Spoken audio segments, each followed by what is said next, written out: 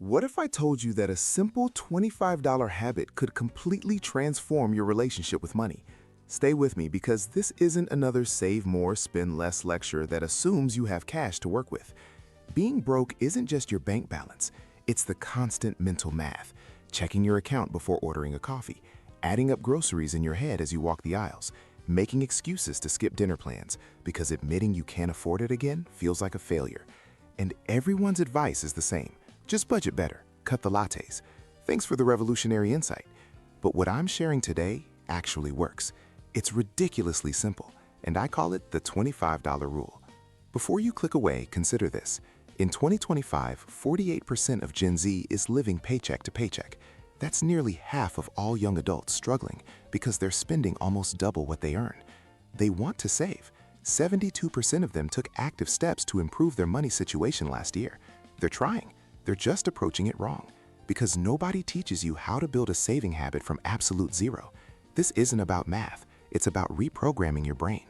Let's get real about the financial landscape. The average Gen Z person carries over $94,000 in personal debt.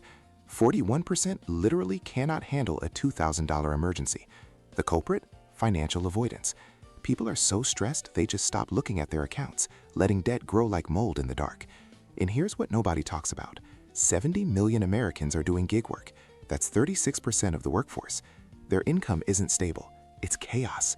$200 one week, $1,500 the next. Your brain can't budget unpredictability. So that classic 50-30-20 rule? Useless. When you're broke, there's no 30% for wants.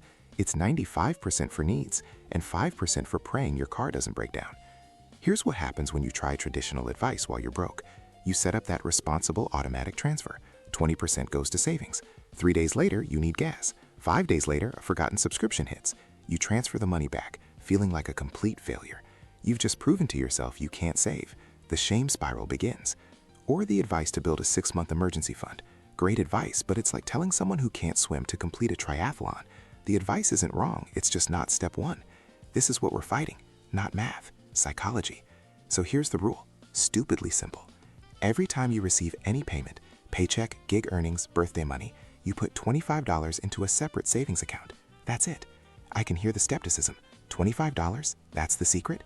Yes, because this isn't about the $25. This is about hacking your brain. Here's how to do it. 1. Open a new savings account. It must start at zero. Fresh start. Give it a name that means something. The Vault, Freedom Fund, Finally Not Broke account. 2. Choose a threshold. This is the minimum payment that triggers your deposit. For gig work, maybe it's every time you make over $150 in a shift. 3. And this is the most critical part. Do not automate it. You need to manually transfer that $25 every single time. You need to feel it, to watch the number grow, to create the neural pathway that says, I just got paid, now I save. Do this repeatedly. Hit your threshold 3 times in 1 week? That's $75 of real money, money that you didn't have before. And for those of you calculating that $25 a week is only $100 a month, you're right. You know what else? It's infinitely more than the zero you're saving now. It's also the habit. Once you're comfortable with $25 disappearing, you start wondering, could I do 35? Maybe 50 on a good week? I've seen people go from saving nothing to $200 a month just by starting here. There's another side to this. Financial literacy scores for Gen Z are at 38%. That's a failing grade. Yet over 5 million freelancers are earning over $100,000 a year. These aren't trust fund kids. They're gig workers who started small.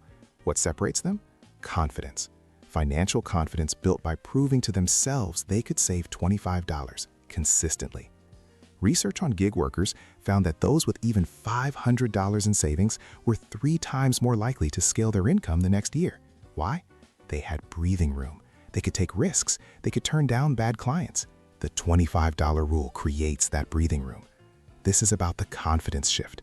Someone messaged me who saved $1,200 in 7 months with this rule. Not life-changing money, but for the first time in their adult life, they went to dinner and just ordered. They didn't check their bank account. They didn't calculate the menu. That's freedom. Let's break down the psychology of why this works when everything else fails. First, it's simple enough to remember and small enough to start. Your brain is exhausted. You can't add calculate 20% of variable income to your to-do list. but you can remember $25. It's not zero, so you feel productive. It's not huge, so you don't feel deprived. Small, consistent actions build stronger habits than large, irregular ones. Eventually, getting paid triggers the thought, 25 to savings. It becomes automatic. Second, it gamifies the experience. Starting at zero and watching that number climb, 25, 50, 125, triggers the same part of your brain that loves leveling up in a video game. You see progress, you get invested, you start protecting that number. Chaos doesn't motivate, progress does. Third, it's zero risk and completely flexible. This is critical when you're broke. The money isn't locked away. If your car breaks down, you can use it. No penalty, no shame. Handle the emergency, then start rebuilding. I've seen people do this cycle 3 or 4 times a year. Each time, they rebuild faster because the habit is stronger. They know they can. Fourth, and this is the real transformation, it changes your identity. When you're broke, you think of yourself as someone who can't save. I'm bad with money. That story becomes your reality. But when you succeed at this for a few weeks, the story changes. You become someone who saves, someone who has a savings account with money in it. A different identity leads to different actions. You start looking for that extra shift because you want to hit your threshold again. Another person messaged me. They saved $2,000 in 8 months. Their laptop died, they pulled $1,400 from savings, bought a refurbished one, and still had $600 left. They said the crazy part wasn't having the money, it was how calm they felt. No panic, just, okay, I'll handle this. That's what financial confidence looks like. So let's get specific. Here's your action plan. Step 1, open that new account right now, not tomorrow. Go online, it takes 5 minutes. Start at zero, name it.